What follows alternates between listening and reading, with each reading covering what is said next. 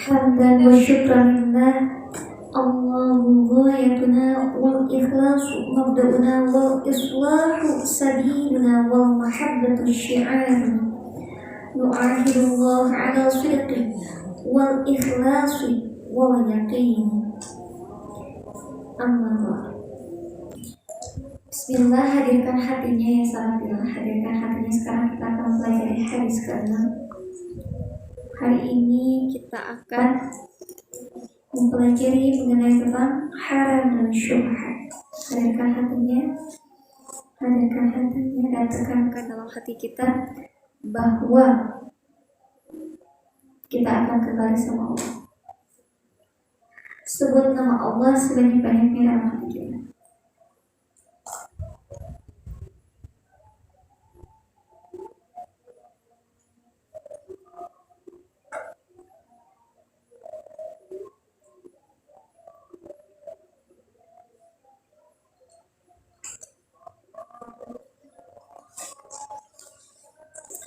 Baik sahabat billah, hari ini kita akan mempelajari mengenai tentang syubhat, halal dan haram. An Abi Abdillah, dari Abu Abdillah, An-Nu'man bin Bashir, Nu'man bin Bashir radhiyallahu anhuma, semoga Allah meridainya. Radhiyallahu anhuma, semoga Allah meridainya. Qala, berkata, Sami'tu Rasulullah sallallahu alaihi wasallam. Aku mendengar Rasulullah sallallahu alaihi wasallam yaqulu, bersabda, Innal halala bayyinun, sesungguhnya yang halal itu jelas. Wa innal harama bayyinun, dan sesungguhnya yang haram itu jelas. Wa bainahuma, dan di antara halal dan haram. Wa bainahuma, dan di antara halal dan haram. Umurun mushtabihatun, terdapat perkara yang syubhat. La ya'lamuhunna katsirun minan nasi. La ya'lamuhunna katsirun minan nasi, dan tidak banyak orang yang mengetahuinya.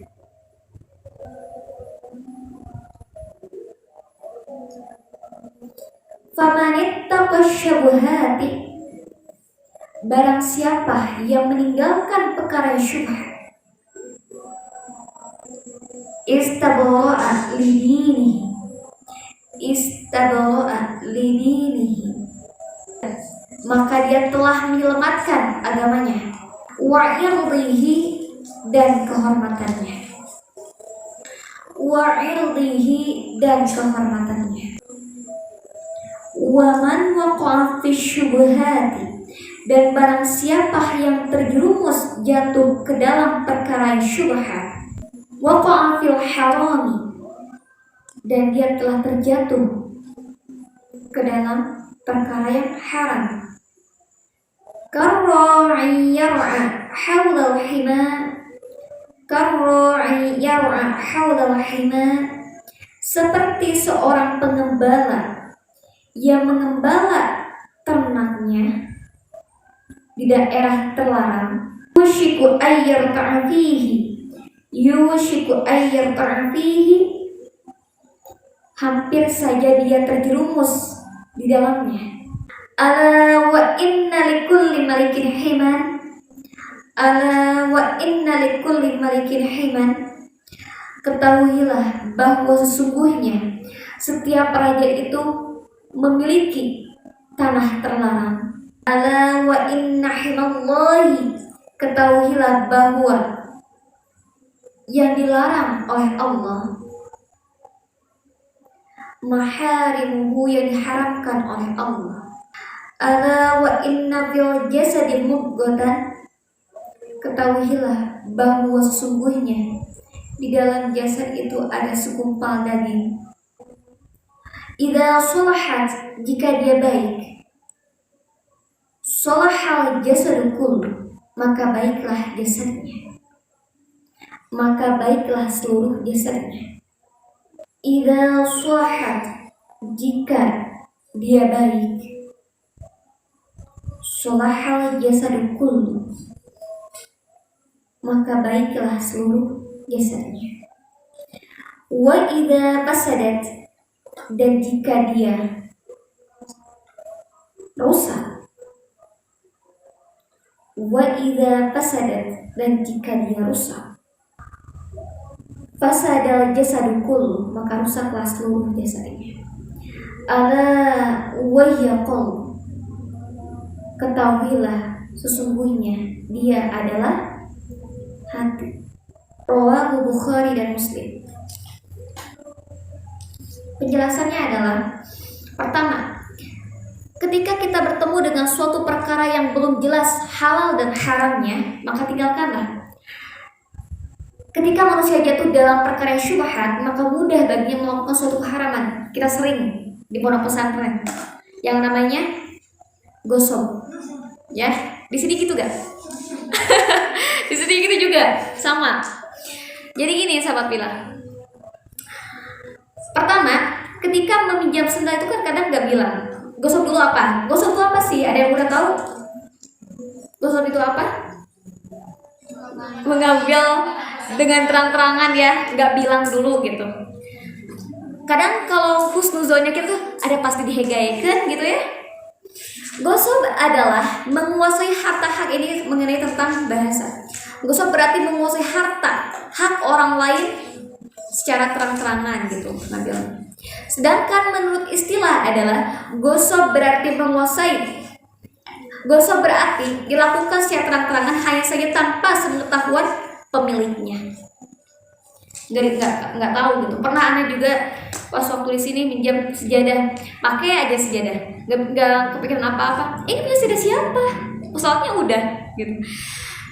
Yang namanya gosip itu bukan cuma karena minjam sendal nggak bilang dulu, minjam sejadah nggak bilang dulu, minjam gayung nggak bilang dulu, tapi ketika kita ngaca di spion orang nggak bilang dulu, itu juga sama gosip. Sebenarnya tasawuf dan tazkiyatun nafas itu sama. Kalau misalnya kita sudah belajar tazkiyatun nafas, membersihkan hati kita, dengan perkara-perkara seperti itu kita akan menghindar. Masya Allahnya, pemilik pondok pesantren Az-Zainiyah sampai, jadi kalau santri itu kan sangat merih ya makannya. Kita aja yang anak gitu di pondok pesantren Syamsul Ulum, kamu juga tahu mungkin ya, kita makan padahal kita termasuk bayar lah gitu, catering gitu, seadanya. Jadi lauk itu satu gitu. Misalkan kalau misalkan sama tahu sama sambal ya gitu ya, tahu sama sambal gitu aja makannya. Almarhum Kiai Jajan tahu ya, beliau saking tidak mau ini syubhat, ini haram atau halalnya, beliau sampai keliling-keliling kobong, keliling-keliling kamar. Ini punya siapa? Ini punya siapa? Kerak nasi doang, kerak nasi. Ini punya siapa? Ini punya siapa? Sampai dicariin gitu, saking keapikannya beliau. Dan kita tahu ya, orang-orang yang sangat waro, orang-orang yang sangat apik, berhati-hati terhadap perkara-perkara yang syubhat, Allah perlihatkan betapa beliau itu Allah berikan kesuksesan dunia dan akhirat kalau seperti itu, karena gak putus-putusnya untuk mendoakan beliau. Kita sudah tahu halnya kayaknya itu selalu ada ya, setiap seminggu sekali berapa sih? Sebulan sekali kali ya. Itu terus-terusan ya, Masya Allah. Dan yang mendoakan ini banyak banget. Itu keberkahan ilmunya. Dan karena beliau adalah seorang ahli zikir, tidak pernah putus daripada zikir.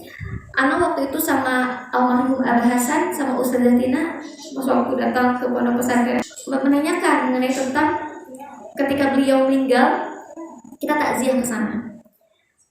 Dan karomahnya Masya Allah, karena beliau ahli zikir, dokter sampai bingung, ini tuh kenapa? Ini harusnya beliau tuh meninggal, tapi ada denyut gitu. Harusnya kan nggak ada denyutan seperti itu.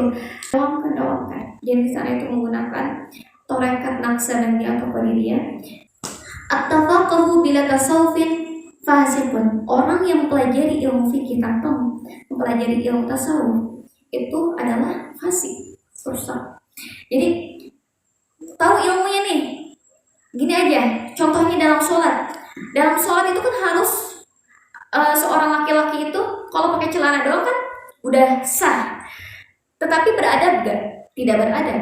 Itulah karena kenapa tasawuf itu tentang akhlak. Di sana ada akhlaknya, ada tauhidnya. Belajar, kita mengetahui tentang ilmunya, ilmu fikihnya, bacaan sholatnya, gerakannya, kita harus saling berdampingan. Dan at-tasawufu bila tafaqquhin zindikun. Orang yang seorang ahli tasawuf tanpa memiliki ilmu pengetahuannya, ilmu fikihnya, maka sama dengan dia adalah seorang pura-pura yang beriman. Harus saling berdampingan antara ilmu dan adab. Kalau bahasa sederhananya, ilmu dan adab itu harus saling berdampingan. Kita sudah mengetahuinya bahwa syaitan itu, iblis itu adalah gurunya malaikat. Selama 40.000 tahun iblis mengajarkan malaikat. Namun karena iblis adalah sombong, maka Allah usir iblis. Itu kenapa kita harus memiliki ilmu dan akhlak. Jadi iblis itu tidak memiliki akhlak yang baik gitu. Kayak gitu misalnya. Jadi sekarang kan kita udah belajar nih ya. Kita udah belajar mengenai tentang gosok. Apapun hal itu kita harus bilang dulu. Apapun ya, gayung kayak gitu. Anak itu gini ya, sahabat bilang ini bukan berarti anak menyombongkan diri ketika di pondok. Jadi anak di pondok tuh gini. Anak punya sendal 2. Yang pertama itu untuk di kamar, yang kedua itu untuk keluar. Jadi kalau sampai pakai Iskandar, semoga Allah meridhoinya. Ya, karena kalau pakai Iskandar. Sampai pakai Iskandar tuh karena anak selalu jijik sendal takut digosok, dan karena anak ada juga gak mau gosok sendal orang, pakai Iskandar tuh sampai beliin untuk wadah sendal gitu. Jadi kalau di Gontor itu ketika masuk masjid mereka memasukkan sendalnya ke dalam kantong itu. Jadi ada kantong khusus sendal. Sampai beliin seperti itu. Itu kenapa? Karena nggak boleh gosok sendal atau gosok gayung. Kadang-kadang kan kalau di kamar langsung itu banyak banget kamarnya. Ambil aja gayung gitu. Sampai kalau walaupun kita dinamain, anak tuh sampai nyembunyinya di kamar gitu ya. Gayung itu karena nggak mau digosok sama orang, dan anak juga nggak mau gosok. Itu salah satu contoh sederhana yang sering kita lihat di pondok-pondok pesantren. Atau faktanya, iya, semoga kalian juga bisa belajar dari hal itu. Tapi mudah-mudahan kalian nggak kayak gitu lagi ya. Jangan kalau memang ada di sini seperti itu, kalian berusaha untuk bilang dulu. Karena ini mengenai tentang pembersihan hati kita juga. Jadi sudah disebutkan ya, bukan cuma tentang barang doang gosok itu, tetapi ketika duduk di tempat teras orang lain, kita juga harus bilang sesuatu hal yang sebab itu memang tidak disebutkan halal, namun tidak juga disebutkan haram. Namun jika terus-terusan dilakukan, tadi sudah dijelaskan oleh Nabi Muhammad SAW, beliau mengatakan bahwa perumpamaannya gini, mungkin awal itu seperti tebing syubhat itu di tengah-tengah, ini halal, ini haram. Ketika seseorang itu melakukan perbuatan syubhat, mungkin awal-awalnya masih dekat-dekat ke halal, tapi karena terlalu sering jatuhlah terjerumus kepada perbuatan yang haram. Contohnya apa tadi yang sudah dicontohkan oleh baginda Nabi Muhammad SAW, yaitu seorang pengembala yang mengembala ternaknya, dia berjalan di tanah yang tanah itu terlarang, dan hingga si domba-domba itu memakan rumput-rumput di lahan orang lain, terjatuhlah kepada perkara yang haram. Itu contohnya. Atau contohnya lagi, seorang pemuda, misalkan ada seorang pemuda dia mencuri uang, tetapi dia juga dapat penghasilan dari kedua orang tuanya, dari bapaknya hasil peternakan ikan. Suatu ketika dia ngasih uang ke siapa ini namanya? Teni. Ngasih uang ke Teni, si pemuda itu Dia itu pernah mencuri uang, tapi dia juga dapat penghasilan dari bapaknya, dari hasil peternakan ikan. Lalu gimana dong? Ini syubhat. Ini gimana gitu ya? Ini tidak masuk ke halal, tidak masuk ke haram, karena ini yang dinamakan dengan syubhat. Dia pernah mencuri uang dan dia pun dapat penghasilan dari orang tuanya. Ini yang dinamakan dengan syubhat. Lalu yang keempat, pertanda ketakwaan jika seseorang menghindari perbuatan yang syubhat. Ini pertanda ketakwaan karena kita takut. Wah, rok sekali hati-hati, masya Allah. Ini salah satu orang-orang yang bermakrifat kepada Allah, yang selalu merasakan muraqabatullah. Ini sahabat kita ya. Dari tentang apa lagi? Soal ini kita jelaskan nanti tentang hatinya. Lalu, yang kelima adalah poros kebaikan dan kerusakan terletak pada hati kita. Jadi itu pusatnya. Berdasarkan kesimpulan ini, maka wajib bagi manusia untuk selalu memperhatikan hatinya sehingga dia tetap beristiqomah. Istiqomah itu dengan cara apa? Ana sering banget ya, kalau teman-teman perhatikan, Ana sering banget menjelaskan mengenai tentang sholat. Jangankan, jadi sholat itu sebenarnya kunci agar kita terjauh dari segala perbuatan maksiat, kunci agar kita terjauh dari yang namanya syubhat. Ini kunci sebenarnya, sebab bila Ana akan jelaskan lagi. Jangankan kita sebagai seorang hamba yang sering melakukan perbuatan dosa, Imam Al-Ghazali yang dijuluki sebagai Hujatul Islam, dengar cerita ini? Pernah dengar? Ini yang dikisahkan oleh Imam Al-Ghazali dalam kitab Bidayatul Hidayah. Jadi suatu ketika Imam Al-Ghazali itu sedang mengimami para santrinya. Tidak lama kemudian datanglah adiknya Imam Al-Ghazali untuk sholat berjamaah bersama Imam Al-Ghazali. Namun tidak sampai 1 rakaat beliau membatalkan sholatnya. Dan santrinya Imam Al-Ghazali ini mengadukan perbuatan adiknya kepada Imam Al-Ghazali. Wahai guruku, tadi aku melihat adikmu sholat berjamaah bersamamu, namun tidak sampai 1 rakaat beliau membatalkan sholatnya. Kenapa gitu? Imam Al-Ghazali langsung bertanya kepada adiknya, wahai adikku, tadi kau sholat berjamaah bersamaku tapi engkau membatalkan sholatmu. Kenapa? Kenapa engkau membatalkan sholatmu? Ternyata sahabatnya, beliau melihat Imam Al-Ghazali berlumuran dengan darah. Kenapa seperti itu ya? Sahabat bila ini sebenarnya sebuah karomah bagi orang-orang yang dekat dengan Allah, sehingga mukasyafahlah dia terlihat kekhusyuan, kadar kekhusyuan Imam Al-Ghazali. Ternyata Imam Al-Ghazali itu sebelum sholat bersama para santrinya, beliau sedang menulis kitab tentang haid. Jadi terpikir apa lagi yang harus dituliskan dalam kitab tersebut gitu. Jadi bukan cuma kita aja yang tidak khusyuk dalam sholatnya. Imam Al-Ghazali seorang ahli tasawuf, beliau pernah tidak khusyuk dalam sholatnya. Itu yang pertama. Lalu ada kisah yang kedua, Ustadz Imam tahu? Ustadz Imam menantunya Ustadzah Neni Fauzia. Semoga Allah muliakan beliau dan semoga Allah meridhoinya. Amin ya Allah. Jadi gini kisahnya. Beliau itu pernah pesantren. Beliau aneh sama gurunya. Ketika ngaji. Dalam pemikiran ada 3 santri yang berpikir seperti ini di dalam hatinya. Kenapa ya? Guru ini kok nggak pernah, kalau misalkan kalau azan masuk ke kamar, kalau azan masuk ke kamar, nggak pernah masuk berjamaah bersama para santrinya. Kenapa ya? Ada 3 orang santri yang berkata seperti itu. Gurunya Pak Kiai berkata, kalian semua boleh keluar kecuali kamu dan kamu ikut dengan saya, gitu kata Pak Kiai. Ini sekarang tuh, oh iya ini udah isya nih kata Pak Kiai. Udah isya kita sholat yuk. Kita sholat ke masjid. Datanglah ke masjid. Dan di masjid itu luar biasa sahabat.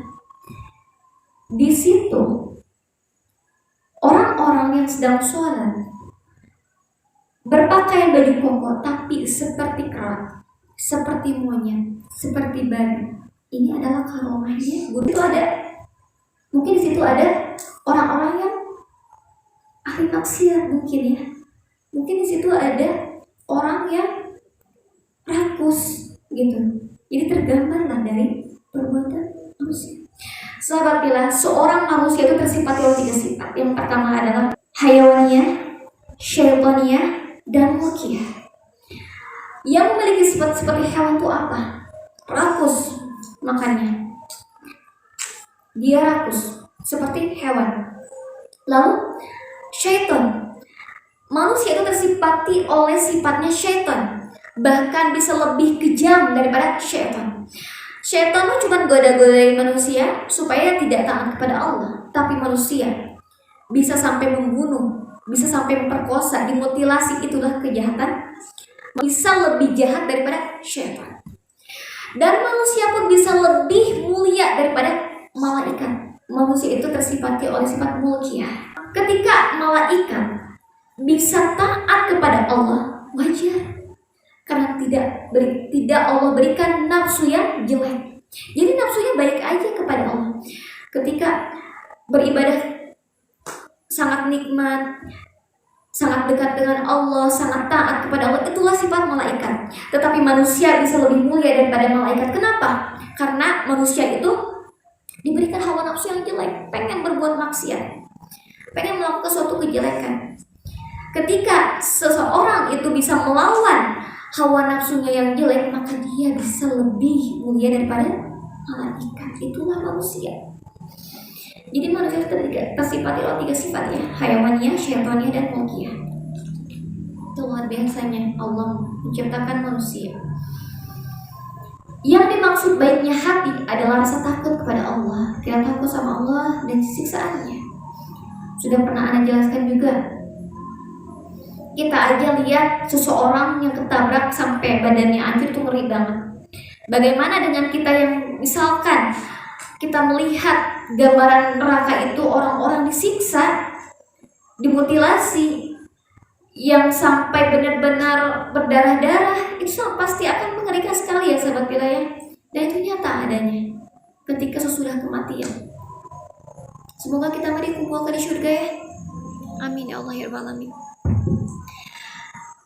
Yang dimaksud adalah niat yang ikhlas karena Allah, yang tidak melangkahkan dirinya dalam ibadah, melainkan dengan niat taqarrub ila Allah, mendekatkan diri kepada Allah. Dan ini sebenarnya ada langkah-langkahnya ya sahabat wilayah. Dan ia tidak meninggalkan maksiat melainkan untuk mencari ridha Allah. Yang dimaksud adalah rasa cinta kepada Allah, juga cinta kepada orang-orang yang mencintai Allah, yaitu wali Allah, dan mencintai ketaatan.